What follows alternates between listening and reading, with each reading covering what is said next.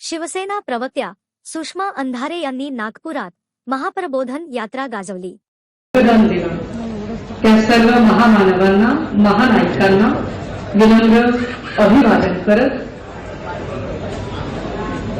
हा शिवसेनेचा वटवृक्ष, हे बीज ज्यांनी लावलं आणि आपल्या रक्ताचं पाणी करून, हाडाची काळं करून ज्यांनी वाढवली, घडवली, त्या वदनीय बाळासाहेबांना अभिवादन करत या मंचावर उपस्थित या भागाचे संपर्क प्रमुख आमदार आयुष्यमान दुष्यंतजी चतुर्वेदी, पूर्व विदर्भ संघटक आयुष्यमान सुरेशजी साखरे, महानगर प्रमुख प्रमोद मानमोळेजी, महानगर प्रमुख किशोर कुमेरिया, शहर प्रमुख नितीन तिवारी, ग्रामीण संपर्क प्रमुख बाळा राऊत, पूर्व विदर्भ सहसंघटक सतीश हरडे, आमच्या महिला संघटिका पूर्व विदर्भच्या शिल्पाताई बोडखे, पूर्व नगरसेविका मंगलाताई गवरे, शहर प्रमुख दीपक कापसे, सर्वपद सहसंपर्क प्रमुख उत्तम कापसे, आमचे अतिशय सुंदर ज्यांनी ग्रामीण पर्वातली महाप्रबोधनची सभा घेतली ते रामटेक विधानसभा प्रमुख विशाल बरगटे, शहर प्रमुख प्रवीण बरडे, सुरेखाताई खोब्रागडे, अत्यंत उत्तम काम करणाऱ्या सुशीलाताई नायर, प्रीतम कापसे, सुरेखा गाडे, आशिष हडगे, अब्बास अली, ज्यांनी हिंदीमध्ये आपलं म्हणणं मांडलं असे आयुष्यमान नितीनजी तिवारी, आमची युवती सेनेची अत्यंत कर्तबगार, त्यांना मला अभिमान आहे की शिवसेनेमध्ये सगळ्या पिढीतले वक्ते आहेत, तोफा आहेत आमच्याकडे सगळ्या, आमची अपूर्वा पित्तलवार, सर्व डिजिटल आणि प्रिंट माध्यमांचे मान्यवर प्रतिनिधी आणि आपण सर्व भावांनो आणि बहिणींनो, महाप्रबोधन यात्रा पर्व 2 ची ही उद्घाटकीय सभा आज होत आहे. महाप्रबोधन पर्व 1 ला आपण प्रचंड उत्साहाने प्रतिसाद दिला, आशीर्वाद दिला. चांद्यापासून बांद्यापर्यंत ग्रामीण भागामध्ये महाप्रबोधन सभा गाजल्या. इलाका तुम्हारा और धमाका हमारा आणि वार झेलणारे बदलीय बाळासाहेबांचं नसतं, जे शिजतं ते दिसतं. आम्ही ओपनली खुल्या मनानं, निधड्या छातीनं वार करणारी आणि वार झेलणारे वंदनीय बाळासाहेबांचे शिवसैनिक आहोत. आता या सगळ्यांमध्ये मी नागपूरमधून निवडलं. ग्रामीण महाप्रबोधनची जी पर्व 1 होतं त्याची सुरुवात आम्ही ठाण्याच्या टेंभी नाक्यातनं केली होती, कारण आम्हाला बुडाखाली जाळ लावायला आवडतो. त्यामुळे आम्ही ती सुरुवात टेंभी नाक्यातनं केली होती. आता महाप्रबोधन 2 ची सुरुवात आम्ही नागपूरमधनं करतोय. नागपूरमधनं जेव्हा सुरुवात करतोय म्हटलं त्यावेळेला खूप साऱ्या माध्यमांनी म्हटलं की अरे तुम्ही फडणवीसांच्या बालेकिल्ल्यातनं वगैरे करत आहात का? तो मला काही बालेकिल्ला वगैरे वाटलाच नाही. म्हणजे मी नागपूरला बालेकिल्ला म्हणून शोधायचा प्रयत्न करत होते. मग मी नागपूरचे सगळे फुटेज काढत होते. तर अरेच्छा, हे काय, मध्येच पूल पडलाय, रस्ता तुटलाय, पाणी पाणी झालंय, लोक पोहत पोहत चालत आहेत, स्मार्ट सिटीचा पाक बोजवारा उडालाय, आणि हा बालेकिल्ला कशाचा? हे तर पाणीच पाणी, पाणीच पाणी.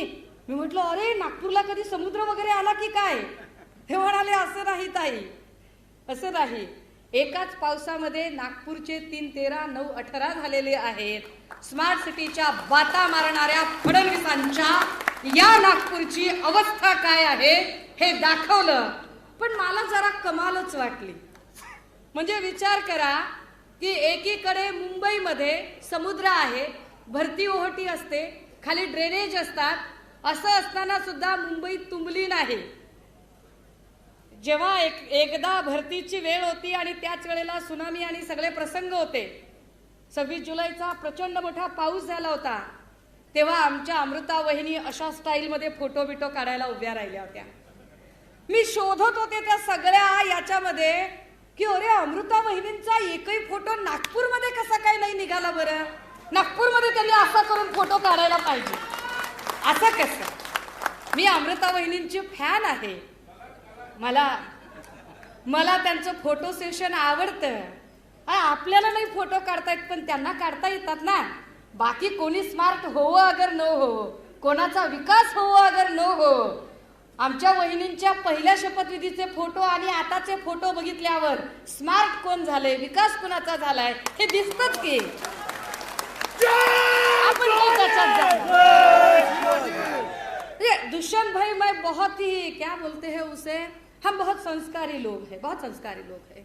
और हम हमारे संस्कार, हमारे जो पार्टी सुप्रीमो है उनके संस्कार, हमारे परिवार के संस्कार, इन सभी की चर्चा अगर की जाए तो हम उनके जैसे ना वैसे हम शब्द इस्तेमाल कर सकते हैं, ना उनके जैसी औची हरकतें हम कर सकते हैं. हम जब भी बोलते हैं बहुत स्टडीड बोलते हैं, विथ पेपर बोलते हैं. पण म्हटलं अरे हे बाले किल्ला वगैरे असं कसं काय म्हणतायत लोक. तो काही लोक म्हणाले अहो असं नाही म्हणाले, देवाभाऊ खूप अभ्यासू माणूस आहे. मलाही असंच वाटायचं. आता बहिणींना वाटतं ना भावांवर प्रेम असतं तर भाऊ आपला अभ्यासू आहे. तो मला पण वाटायचं की देवाभाऊ म्हणजे खूप अभ्यासू माणूस.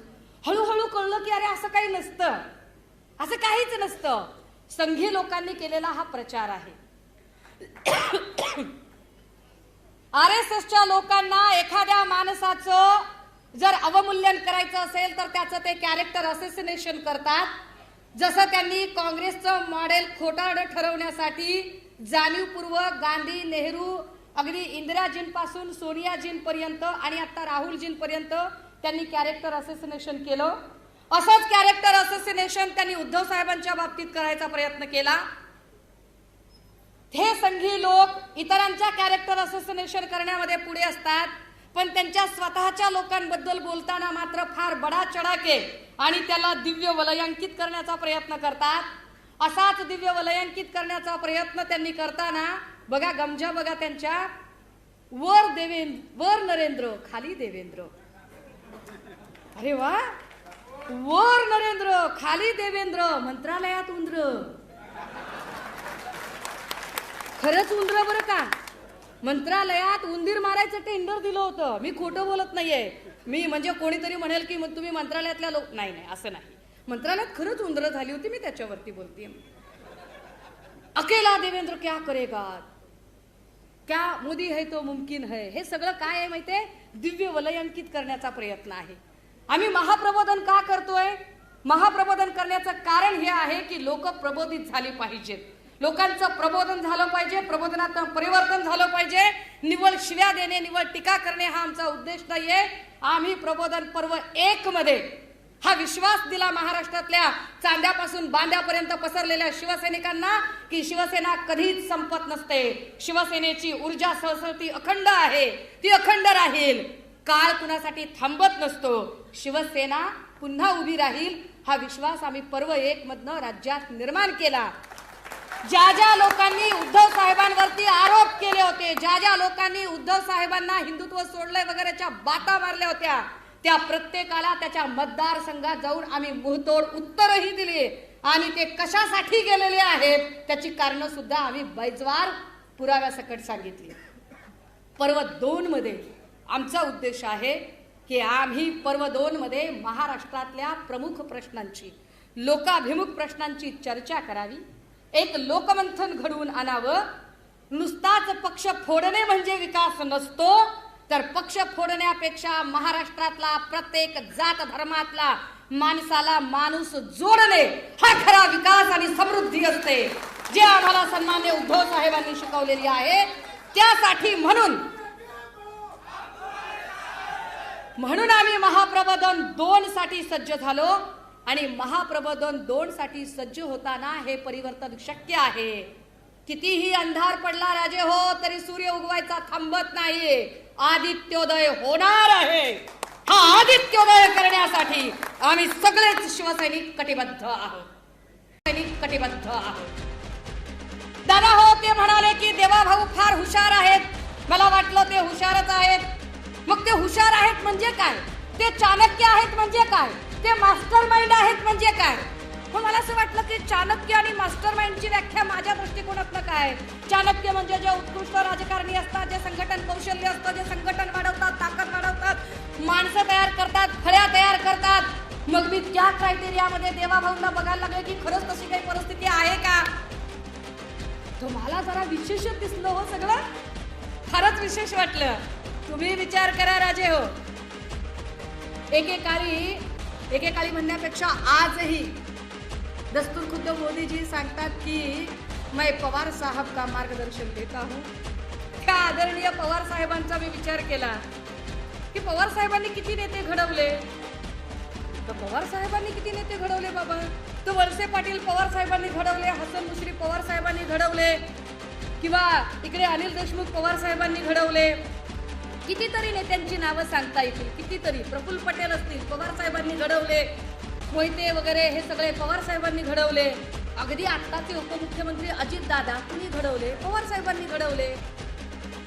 वंदनीय बाळासाहेबांनी कुणाला घडवलं, अरे आढळराव पाटील असतील, बाळासाहेबांनी घडवले. अजून कोण होतं, चंद्रकांत खैरेजी असतील, बाळासाहेबांनी घडवले. संजय राऊत साहेब असतील, कुणी घडवले, बाळासाहेबांनी घडवले. उद्धव साहेब कुणी घडवले, बाळासाहेबांनी घडवले. कितीतरी नावं असतील की जी वंदनीय बाळासाहेबांनी घडवली. मग मी विचार करत होते देवाभाऊंनी कुणाला घडवलं. मला एकही नाव सापडत नव्हतं. देवेंद्र फडणवीसांनी कोणाला घडवले,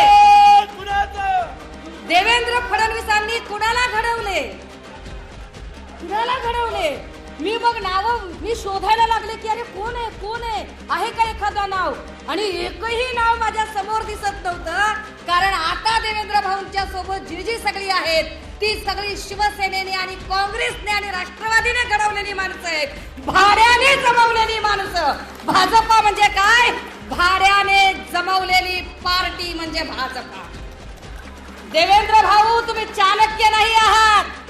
चाणक्य नेते घडवत असतो, चाणक्य माणसं घडवत असतो. तुम्ही काय माणसं घडवली, तुम्ही एकही माणूस घडवला नाही.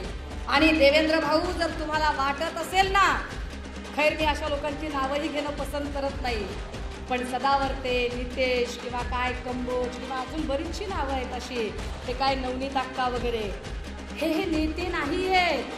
देवेंद्र भाऊ ही तुमची बार्गिंग टीम आहे. आणि त्यामुळे तुम्ही चाणक्य नाही आहात. तुमची इमेज चाणक्याची करण्याचा प्रयत्न भाजपाच्या नावारी पेड ट्रोलर्सनी केला, पण तुमची इमेज चांद्यापासून बांद्यापर्यंत संबंध महाराष्ट्रात जी झाली ती पक्ष फोड्याची इमेज. तुम्ही पक्ष फोडले, तुम्ही माणसं फोडली, तुम्ही महाराष्ट्र अस्थिर केला, महाराष्ट्राचं सरकार अस्थिर केलं. त्याचा परिणाम काय झाला राजेव माहितीये. लोकांच्या खुर्च्या गेल्या ते जाऊ दे. उद्धव साहेबांनी तर स्वतःहून राजीनामा दिला, सोडून द्या ते, आम्हाला सत्तेचं काहीच घेणं देणं नाही. पण सरकार अस्थिर झाल्यामुळे मोठ्या मोठ्या उद्योजकांना, सरकार अस्थिर असेल तर मोठमोठे इन्व्हेस्टर पैसे इन्व्हेस्ट करत नाही. पैसे इन्व्हेस्ट नाही झाले, उद्योगच नाही आले तर आमच्या लोकांना रोजगार कुठून मिळणार. हा रोजगार मिळणं फार गरजेचं होतं, पण तो नाही मिळाला. कारण एक एक एक एक उद्योग गुजरातला जायला लागला. लोक म्हणतील की ताई तुम्ही असं कसं काय म्हणताय. चाणक्य किमान जी एक गोष्ट बोलली ती खरी तरी करून दाखवत असेल, पण कुठली गोष्ट खरी करून दाखवली बरं. देवाभाऊ म्हणाले होते की वेगळा विदर्भ झाल्याशिवाय मी लग्नच करणार नाही. काय झालं बरं. म्हणजे अमृता वहिनींनाच हा प्रश्न विचारायला पाहिजे की वहिनी असं कसं काय केलं भाऊंनी. हा विदर्भ वेगळा झाल्याशिवाय तुम्ही लग्नच करणार नव्हतात, मग काय झालं त्या प्रतिज्ञेचं, त्या शपथेचं. क्या हुआ तेरा वादा वो कसम वो इरादा. जेल पाहिजे की नाही. असो दादा एक व्हिडिओ दाखवा की, एक व्हिडिओ दाखवा जरा. हा लावा. ए आवाज जरा फुल सोडा बाबा. हा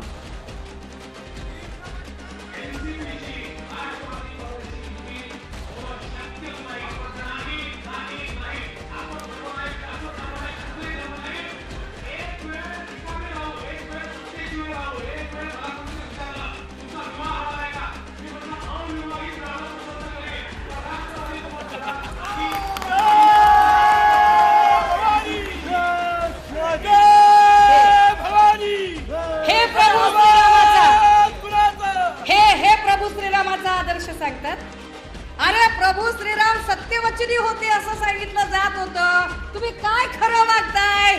राष्ट्रवादीशी युती नाही नाही नाही म्हणणाऱ्यांनी 2 वेळा पहाट संध्याकाळी किती वेळा शपथविधी केला? अरे 72 तासामध्ये घुमजाव केला तुम्ही. 72 तासाच्या आधी 70,000 कोटीचा सिंचन घोटाळ्याचा आरोप ज्यांच्यावर केला त्यांच्यासोबत 72 तासानंतर तुम्ही गले मिल जाओ कार्यक्रम केला. तुम्ही आम्हाला सांगता म्हणजे देवाभाऊ कोणत्या गोष्टी पाळतात बरं? जाऊ दे, हे जाऊ दे. मी म्हटलं ना की मला लोकाभिमुख प्रश्नांवरती बोलायला आवडतं. लोकांचे प्रश्न जास्त महत्वाचे आहेत. राजे हो, कोविडच्या काळात आरोग्य यंत्रणा कोलमडली होती. या यंत्रणेमध्ये अनेक लोकांनी काम केलं. त्यात असा एक वर्ग होता की ज्या वर्गाने प्रचंड जीव तोडून जीव धोक्यात घालून काम केलं, जे होते कंत्राटी कामगार. हे सगळे आरोग्य खात्याचे कंत्राटी कामगार. या आरोग्य खात्याच्या कंत्राटी कामगारांच्या सोबत जेव्हा यांचे आंदोलनं चाललेली होती, सरकार आपलं होतं. आणि त्यावेळेला नाही, आपल्याही सरकारच्या आधी म्हणजे उद्धव साहेब मुख्यमंत्री असण्याच्याही आधी त्यावेळेला एक मोर्चा निघाला कंत्राटी कामगारांचा, ज्यामध्ये 10 वर्षापेक्षा अधिक सेवा देणाऱ्या कर्मचारी वर्गास नियमित सेवा कर्मचाऱ्यांचा दर्जा आणि वेतन श्रेणी उपलब्ध करून द्यावी यासाठी आरोग्य कर्मचारी हे आंदोलन करत होते. त्यात देवेंद्रजी भाषण करायला गेले आणि त्यांच्यासोबत सगळे होते बरं का. भाषण काय केलं? दादा जरा दाखवा एकदा लोकांना. पिट्टा पाडणे याला म्हणतात. चित्र फाटतंय जरा ते.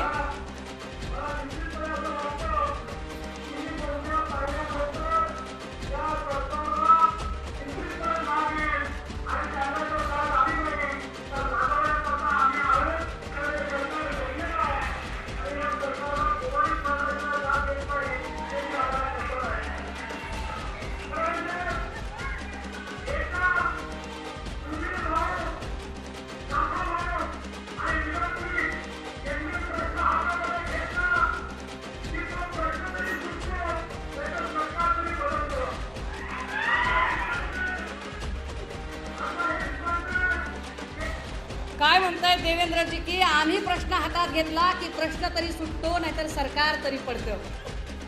नालायक वगैरे शब्द वापरले, शिव्या दिल्या, संस्काराप्रमाणे बोलत राहिले.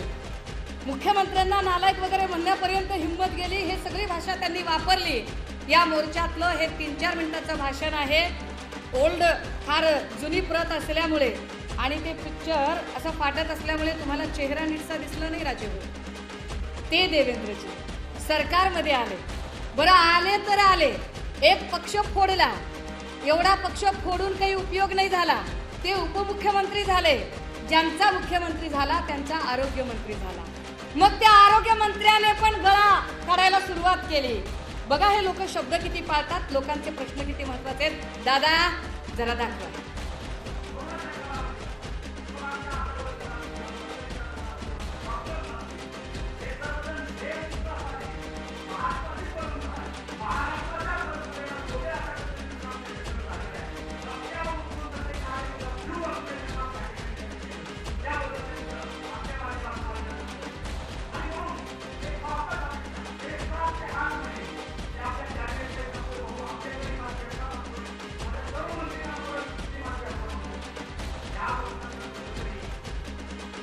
ह्या लोकांचं भलं करायचं आहे तानाजीरावांना. कुणाचं भलं करायचंय? कंत्राटी कामगारांचं भलं करायचंय. जाहीर सभेत सांगताय. आत्ताचं सरकार आहे, 4-6 महिन्याखालचं हे भाषण आहे. याच्यात अजून एक आहे माझ्याकडे व्हिडिओ, पण आता माझ्याकडे वेळ कमी आहे म्हणून तो दाखवत नाही. जो विधानसभेच्या पटलावरती प्रश्न विचारल्यानंतर त्याला उत्तर देताना त्यांनी उत्तर देतानाही सांगितलंय की आम्ही कंत्राटी कामगारांना कायम करणार आहोत. घोडं कुठं माशी कुठे शिंकली? जर तुमच्याकडे वाया सुरत गुवाहाटी करायला पैसे येऊ शकतात, खोक्यांचं वाटप करायला पैसे येऊ शकतात, शासन आपल्या दारीच्या नावाखाली मोठमोठे इव्हेंट करायला पैसे येऊ शकतात, वेगवेगळ्या न्यूजपेपरला स्वतःची मिरवून घेण्यासाठी जॅकेट कव्हरच्या जाहिराती करायला पैसे येऊ शकतात, तर या कोविडच्याही काळात जीव धोक्यात घालून राबणाऱ्या या सगळ्या कंत्राटी आरोग्य कर्मचाऱ्यांना परमनंट करताना काय प्रॉब्लेम आहे हे एकदा त्यांनी सांगितलं पाहिजे. का ते त्याच्यावर बोलत? हा लोकांचा प्रश्न आहे, लोकांसाठीचा प्रश्न आहे, पण त्यावर ते बोलतच नाही. दादा जरा पुढचा फोटो एक जरा दाखवा लोकांना. हा एक फोटो आहे, हे पत्र आहे स्वतः देवेंद्रजींचं. शक्य झालं तर झूम करा त्याला थोडं. हे देवेंद्रजींनी लिहिलेलं पत्र आहे. पत्र कधी लिहिलंय माहितीये तुम्हाला? मी पुराव्याशिवाय काहीच बोलत नाही. हे पत्र 21 डिसेंबर 2020 ला लिहिलंय. या पत्रावर त्यांनी पुढे एक पाठपुरावा करणारं पत्र आता माझ्याकडे नाहीये, जे त्यांनी जून 21 ला पण लिहिलेलं पत्र आहे, 21-22 ला लिहिलेलं पत्र आहे. यात ते असं सांगतात, General Motors India private limited Talegaon ही कंपनी बंद होणार असल्याने 3578 कामगारांवर उपासमारीची वेळ येते. याबाबत तात्काळ उपाययोजना करावी. उपाययोजना नाही केली तर मोर्चे काढेल, संप काढेल, सरकार पाडेल. सरकार पाडेल. सरकार पाडण्यावर फार जोर आहे बिचाऱ्याचा. सरकार पाडेल.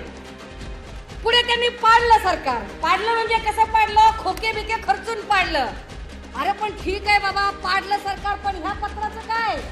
ज्याच्यात तुम्ही लिहिताय की तुम्ही सांगताय की कामगार संघटनेने मुख्यमंत्री कार्यालयामध्ये निवेदन दिले, सदर प्रकरण औद्योगिक न्यायालयाकडे प्रलंबित आहे. तसेच सद्यस्थितीत या कंपनीमध्ये 1578 कायमस्वरूपी व 2000 कॉन्ट्रॅक्ट पद्धतीने कामगार असे एकूण 3578 कामगार काम करत असून या कामगारांची नोकरी गेल्यास त्यांच्यावर कुटुंबावर उपासमारीची वेळ येऊ शकते. विरोधी बाकावर बसल्यावर उपासमारीची वेळ येऊ शकते. हे तत्वज्ञान आठवणाऱ्या देवेंद्र फडणवीस साहेबांना स्वतः उपमुख्यमंत्री झाल्यावर का विसर पडतोय? तळेगाव मध्ये ही सगळी बिचारी माणसं आपली बाया पोरं लेकरं घेऊन तिथे बसली आहेत आंदोलनाला. तुम्ही त्या बायकांना जर भेटलात तर तुमच्याही डोळ्यात पाणी येईल, ज्या सांगतात की ताई पगार नाहीये, लेकरांना चांगल्या शाळेतनं काढून आम्ही आता घरी बसवलंय, फीस भरू शकत नाही. कित्येकांचे फ्लॅटचे हप्ते देणं झालं नाही, फ्लॅटला सील झालं, जे बिचारे रस्त्यावर आले. कित्येकांच्या घरात त्या बायका सांगतात ताई लेकराचा वाढदिवस करायला पण पैसे नाही राहिले, किंवा खाऊ घालायला चांगलं चॉकलेट घेऊन द्यायला आमच्याकडे पैसे नाही राहिले. ही इतकी वाईट अवस्था मात्र आता ते अजिबात बघत नाही. थोडक्यात काय, महाराष्ट्राच्या जनतेच्या हे लक्षात आलं पाहिजे की देवेंद्रजी फक्त आणि फक्त विरोधी बाकावर असल्यावर महाराष्ट्र अस्वस्थ ठेवण्यासाठी, महाराष्ट्र अशांत ठेवण्यासाठी वेगवेगळ्या प्रकारे काम करत राहतात. आणि महाराष्ट्र अस्वस्थ आणि अशांत ठेवताना ते वेगवेगळ्या टीमला कामाला लावतात आणि मग त्यांच्या टीम फार काम करतात.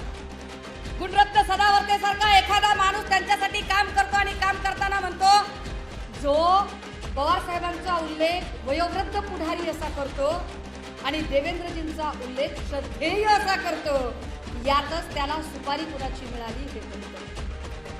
ही सगळीच्या सगळी जी टीम आहे, राजे हो तुम्ही विचार करा, हे फार स्वच्छतेच्या बाता मारत होते, फार मोठमोठ्या गप्पा मारत होते. या गप्पा मारणाऱ्या लोकांनी ज्यांच्यावर भ्रष्टाचाराचे आरोप केले, ईडीचे आरोप केले, त्या प्रत्येकाला नंतर सत्तेमध्ये सामावून घेतलं.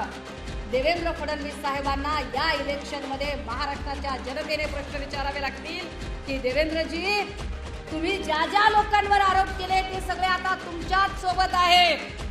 त्यांच्यातल्याच एका आक्रस्ताळ्या बाईने संजय राठोडांना कशाने मारण्याची भाषा केली, ते संजय राठोड आता त्यांच्याच पंक्तीला मंत्री म्हणून बसतात. आता त्याच्यावर ते काहीच बोलत नाही.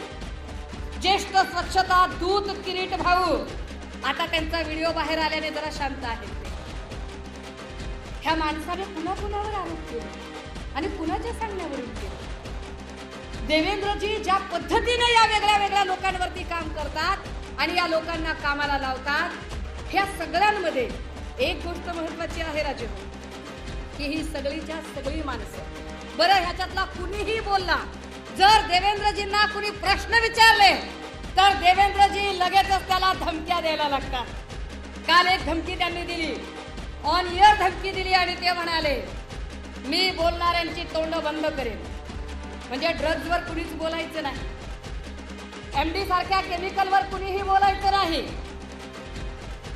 गेली इतक्या महिन्यांपासून ड्रग्जचे एवढे सगळे कारखाने दिसत आहेत, यावर कुणीच बोलायचं नाही. ललित पाटील कसा पळाला, कुठून पळून गेला, यावर एकही प्रश्न विचारायचा नाही.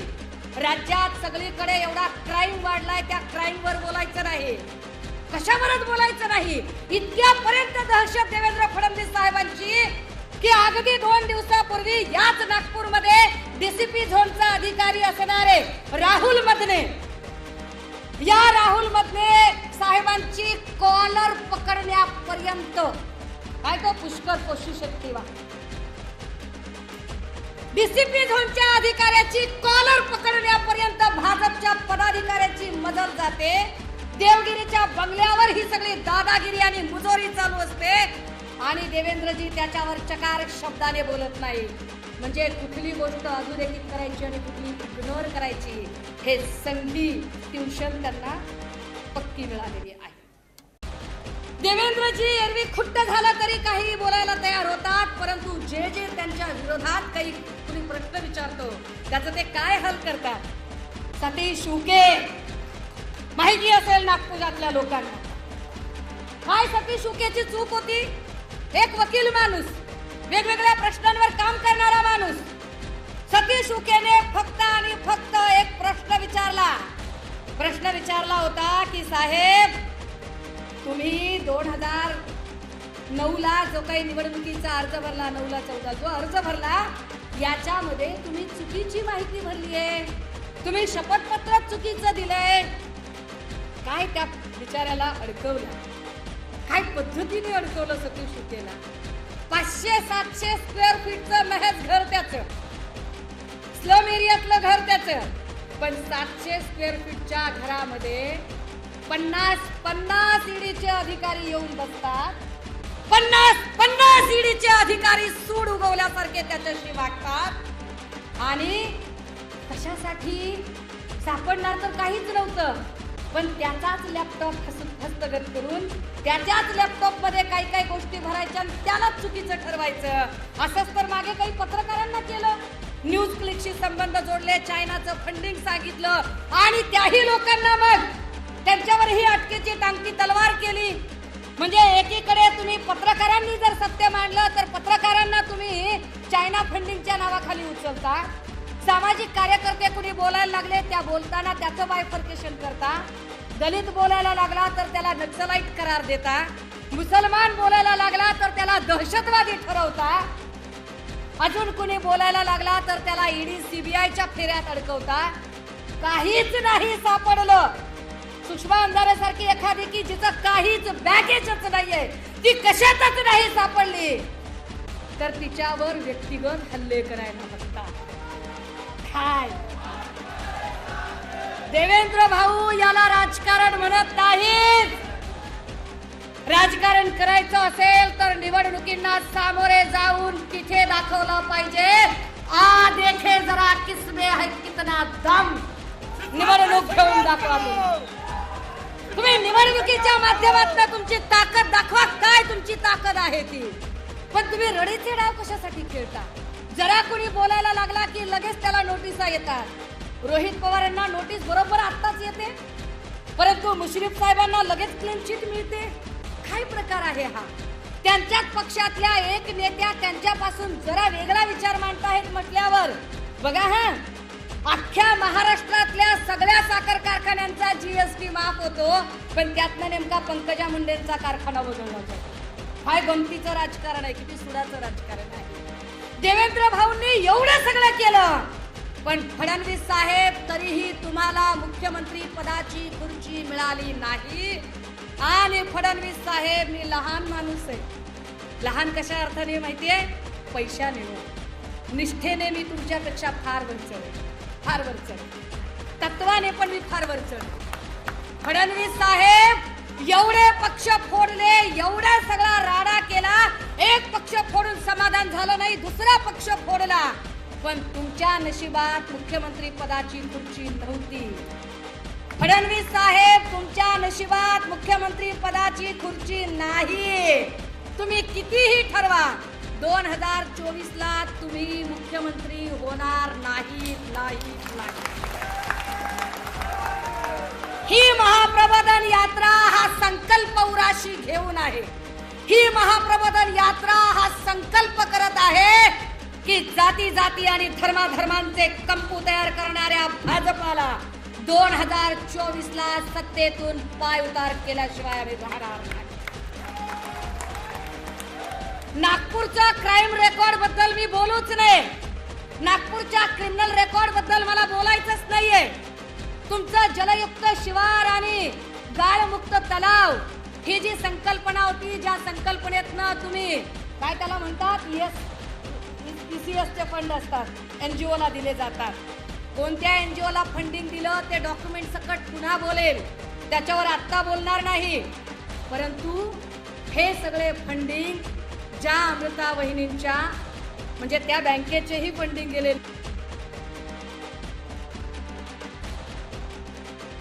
एक मुद्दा असा सांगितला होता की ललित पाटीलला ऍडमिट करून घेताना कोण लोक होते आणि सुपरिटेंडेंट कोण होता. मी त्या सुपरिटेंडेंटचं नाव घेताना अजय टावरे असं नाव घेतलं. आणि अजय टावरे कोण आहे तर गुगल करा, गुगल लोक हो, गुगल करा. अजय टावरे किडनी रॅकेट मधला मुख्य आरोपी आहे. कसं काय टावरे असं नाव घेतलं आणि अजय टावरे कोण आहे तर गुगल करा, गुगल लोक हो, गुगल करा. अजय टावरे किडनी रॅकेट मधला मुख्य आरोपी. अरे कसा काय तो सुपरिटेंडेंट म्हणून तिथे होता. 1.25 वर्षात 5 अधिकारी बदलतात, पण हा माणूस 10 वर्ष ससून मध्ये कसा काय होता. एकाच गावातले सगळे कसे असू शकतात. अजय टावरे साताऱ्यातले, शंभूराज साताऱ्यातले. अगदी त्याच वेळेला तो चरणसिंग राजपूत नावाचा SP पोलीस अधीक्षक, तोही तिकडे वालचंद नगर आणि जवळपासचा. माझ्याकडे खूप आहे बोलण्यासारखं. फडणवीस साहेब, मी एकही शब्द वेग बोलत नाहीये, विथ डॉक्युमेंट बोलतेय.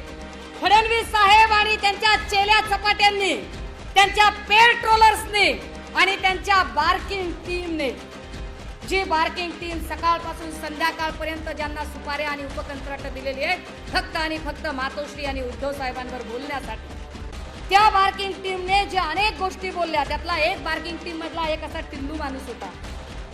तो काल काहीतरी बोलत होता. हा जाऊ दे, असू दे, लहान लहान लेकरांना बोलायचं नसतं. यातला हा जो काय म्हणाला, ऐकायला आलं नाही राव मला. काय किंवा मी शाकाहारी माणूस आहे. आपण कोंबड्या बिंबड्या कशाला खायचं, शाकाहारी माणूस आहे. अरे अभ्यास करत नाहीत, कॉप्या करून पास झाल्यासारखे बोलतात. कॅवेट कसं दाखल होतं हे साधं कळत नाही. अरे 2 माणसांचं केस चालू आहे, त्याच्यामध्ये जर थर्ड पार्टीचा जर PIL दाखल झाला असेल तर थर्ड पार्टीचा PIL दाखल झाल्यानंतर ज्याच्याशी संबंधित केस आहे त्याला त्याची माहिती मिळणे क्रमप्राप्त असते. ती माहिती मिळण्यासाठी तो अर्ज करू शकतो. असा एक अर्ज आदित्यजींकडनं जाणं ही एक स्मार्ट मूव्ह होती. मी माध्यमांना सांगितलं पाहिजे, सगळ्याच माध्यमांना. पिटिशन नंबर 17983/2023 26 सप्टेंबर 2023 ला दाखल झाला. दाखल करणारे जो माणूस आहे तो कोण आहे, सुप्रीम कोर्ट अँड हायकोर्ट लेफ्टिनंट असोसिएशनचा अध्यक्ष. नाव पठाण आहे, इट डझंट मॅटर. पण काय आहे माहितीये का, ही माणसं कशी उभी केली जातात त्याच्यावरती पुन्हा कधीतरी बोलेल. पण यांच्याकडून एक PIL दाखल झालं. हे पिटिशन दाखल झाल्यानंतर स्वाभाविक आहे की जर तुमच्याशी संबंधित मॅटर असेल तर ते काय चाललंय ते जाणून घ्यायचा तुम्हाला अधिकार आहे. त्यासाठी तुम्ही कोर्टाकडे अर्ज करू शकता. आदित्य साहेबांनी कोर्टाकडे एक अर्ज केला की जी काही प्रोसेस असेल, प्रक्रिया असेल ती मला माहिती असली पाहिजे. ज्याचा नंबर आहे 13/10/2023 ला आपल्याकडून IA दाखल झाला. IA number 19336/2023. By it is just a part of routine. हा कायद्याच्या प्रक्रियेचा भाग आहे. आता टिल्ल्या लेकरांना कळतच नाही तर काय बोलायचं बाबा आपण.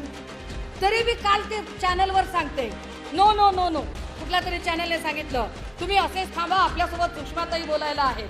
तर ते काय सांगतात, मला टेबल टेनिस खेळण्यात इंटरेस्ट नाही. अर्धा. अरे टेबल टेनिस खेळायला अशी सारखी हाईटची माणसं लागतात. एवढ्या लेकरांसोबत कसं टेबल टेनिस खेळायचं बरं.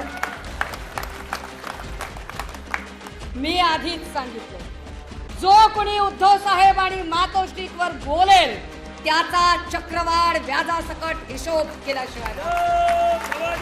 दादा हो, या लोकांनी सांगितलं की असं झालं तसं झालं. अरे आभार माना उद्धव साहेबांचे, तुम्ही सगळे टीका करणारे हो आणि बार्किंग टीम हो. तुम्ही आभार माना की कोरोना काळामध्ये मुख्यमंत्री उद्धव साहेब होते. ते मुख्यमंत्री होते म्हणून आज आम्ही सभा घ्यायला आणि तुम्ही टीका करायला जिवंत आहात. कारण कोरोनासारखा काळ असतानाही कुठल्याही हॉस्पिटलमध्ये एका रात्रीत एवढे मृत्यू झाले नाही जेवढे मृत्यू आता देवेंद्रजींनी फोडाफोडी केल्यानंतर जे ट्रिपल इंजिनचं सरकार, खोके सरकार यांच्या काळात झालेले आहे. किती मृत्यू, किती पद्धतीचे हाल. बरं तरीही हे खोटं बोलतात. फडणवीस साहेब इतकं रेटून खोटं बोलतात. त्यांच्या रेटून खोटं बोलण्याची किती ठिकाणी लाठी हल्ला झाला. उद्धव साहेबांच्या काळात एकही मॉब लिंचिंगची घटना झाली नाही. पण देवेंद्रजी पुन्हा एकदा सत्तेत सक्रिय झाल्यापासून काय पद्धतीचं वातावरण तयार झालं. दादा जरा दाखवा जरा लोकांना काय झालं ते. नाही एक सेकंड, एक मिनिट.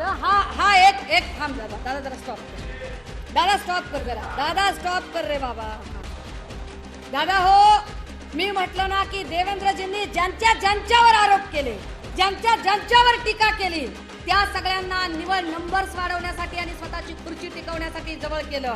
त्यातलं हे एक कॅरेक्टर, ज्यांची टिल्ली पोरं आज देवेंद्रजींची बाजू घेऊन बोलतात. त्यांच्या वडिलांचा काय सत्कार केलाय देवेंद्रजींनी ऑन रेकॉर्ड विधानसभेमध्ये.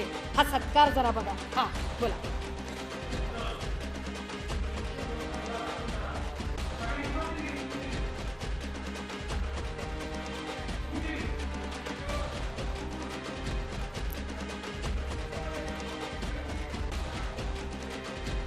अरे दादा आवाज वाढव की.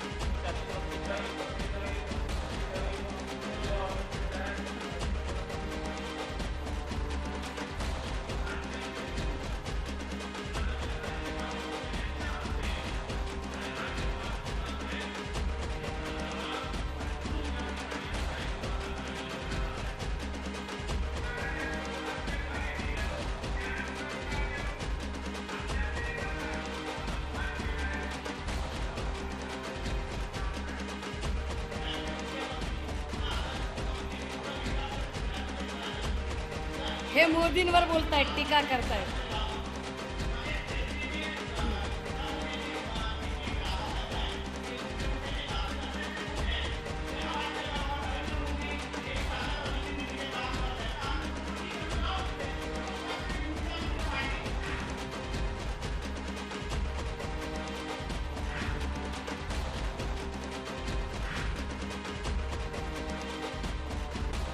थांबा दादा थांबा.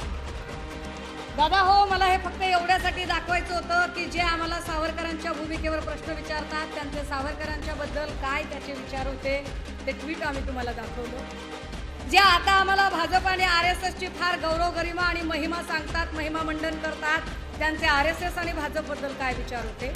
जे आम्हाला शहाणपण सांगतात आणि सांगतात की आम्ही कसे ग्रेट आहोत आणि देवेंद्र भाऊ कसे ग्रेट आहेत, त्या देवेंद्र भाऊंबद्दल यांची काय मतं होती ती मतं जरा तुम्हाला, आणि विशेषतः फडणवीसांनी यांची काय इज्जत काढली होती हे पण एकदा तुम्हाला सांगितलं पाहिजे. म्हणून हे सांगितलं.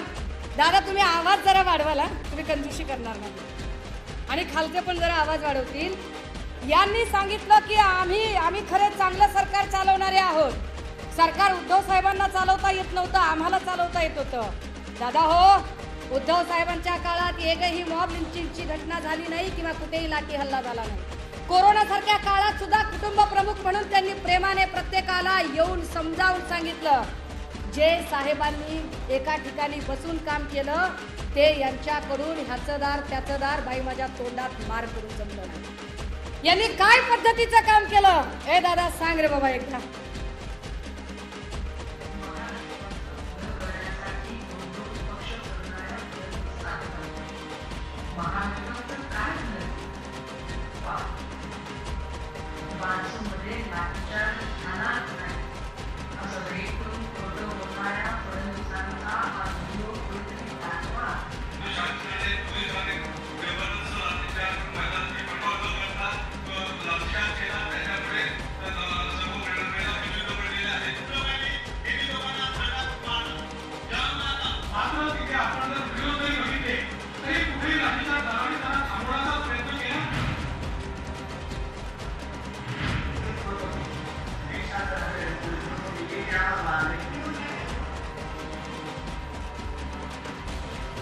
कोरोना काळात वारी बंद म्हणून त्याला उत्साह मानला होता त्या भाजप मानसिक राजकीय विचार पण हेच मधून गुमान डोळ्यांनी बघत राहिले आणि वारकऱ्यांवर झालेला लाटेंना काय चुकून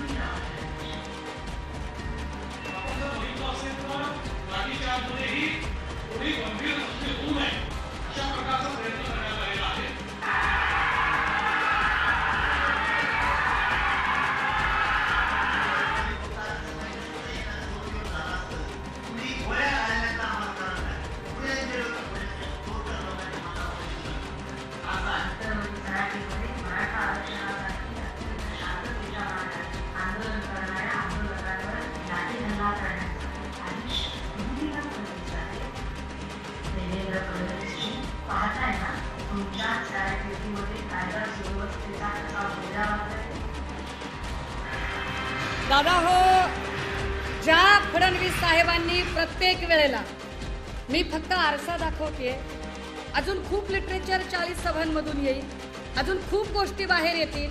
आज उद्घाटकीय सभा आहे, फक्त आणि फक्त मला फडणवीस साहेबांचा खोटारडा चेहरा काय आहे तो नागपूरकरांना दाखवायचा होता. मला फक्त आणि फक्त फडणवीस साहेब पक्ष फोडण्यात किती बिझी आहेत याच्यातली कोणती गोष्ट आहे जी महाराष्ट्राच्या विकासासाठी त्यांनी केली, महाराष्ट्राचा विकास त्यांनी कोणत्या पद्धतीने केला, काय महाराष्ट्रातली महागाई कमी झाली का, काय इथल्या बेरोजगारांना रोजगार मिळाले की इथे नवीन नोकऱ्या मिळाल्या, इथल्या परीक्षा पद्धतीमध्ये किती वेळा पेपर फुटला आणि किती वेळा पोरांनी परीक्षा फीस भरली याच्यावर पुन्हा कधीतरी बोलेल. पण हे सगळं चालू असताना आता महाराष्ट्राची तरुणाई एका वेगळ्या गोष्टीत अडकलीये. दादा हो, तुम्ही विचार करा, फक्त हवेतला आरोप IQ माहिती, परमवीर सिंग माफीचा साक्षीदार होऊन एक IQ माहिती सांगतो आणि त्या IQ माहितीवर नुसता वसुलीचा आरोप म्हणून ते अनिल देशमुखांचा राजीनामा घेतात. परंतु आम्ही एवढे पेपरच्या पेपर दाखवतोय रोज, तरीही फडणवीस एकाही मंत्र्यांचा राजीनामा घेत नाही. ना ते आरोग्य मंत्री तानाजी सावंतांचा राजीनामा मागतात, ना ते शंभूराज देसाईचा राजीनामा घेऊ शकतात, ना ते दादा भुसेचा राजीनामा घेऊ शकतात. वरून ते असं म्हणतात की सुषमा अंधारे तुम्ही बोलताय कशाच्या आधारावर. मी सकाळी सांगितलं आणि आत्ताही सांगते, जर प्रश्न आरोग्य खात्याशी संबंधित असेल, त्यांच्यातली एक चित्रविचित्र बाई बोलली, ती चित्रविचित्र बाई बोलताना आपल्या फडणवीसांना वाचवण्यासाठी, आपल्या अलमपणाची भाटगिरी करण्यासाठी ती असं म्हणाली की त्या बायका गोळ्या औषधच खात नव्हत्या. दादा हो, जे मृत्यू नांदेडमध्ये झाले ना, नांदेडमध्ये 3 मृत्यू फक्त प्रसूती गुंतागुंतचे होते, बाळबाळंतील. 12 मृत्यू जे होते ते ऑक्सिजन वाचून तडफडून मेले होते. अजून 2 मृत्यू होते ते सर्पदंशाचे होते. त्यातले 4 मृत्यू होते ते ऍक्सिडेंट ट्रॉमाचे होते. 3 मृत्यू बद्दल एक वेळ तुमची कदाचित युक्तिवाद चालूही शकेल, पण बाकीच्यांचं काय. हाफकिन इन्स्टिट्यूटचं मागच्या वर्षभरातलं 226 कोटीचं देयक बिल दिलंच नाही आणि वरून तानाजी सावंत असं सांगतात की ही माझी जबाबदारी नाही, कळवा ठाणे हे माझ्या हातीत येत नाही, ते मनपाचं रुग्णालय आहे. अरे देवेंद्र फडणवीसांनी तर कूटनीती करून इथल्या सगळ्या महापालिका बरखास्त करून टाकल्या. मुंबईमध्ये ज्या वेळेला तुमचं त्यावेळेला ती चूक सगळीच्या सगळी उद्धव साहेबांची असते आणि इथे चूक कुणाची तर म्हणे महापालिका प्रशासनाची. नागपूर तुंबल्यावर चूक महापालिका प्रशासनाची कशी काय. महापालिकेत नगरसेवक आहेतच नाही, तुम्ही बरखास्त करून टाकली सगळी महापालिका.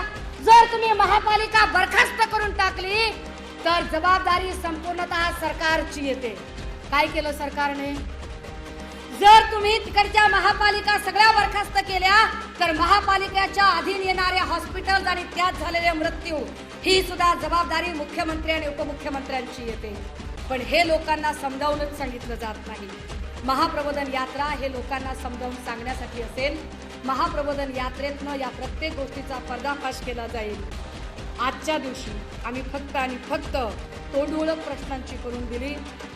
उद्यापासून या प्रत्येक गोष्टीचा, ज्याला म्हणतात ना काय ते फटाके बिटाके ते लावणं, मला फटाके आणि बॉम्बची भाषा काहीच वापरायची नाही. मी अत्यंत शांततेच्या मार्गाने आणि संविधानिक चौकटीतली कार्यकर्ती आहे.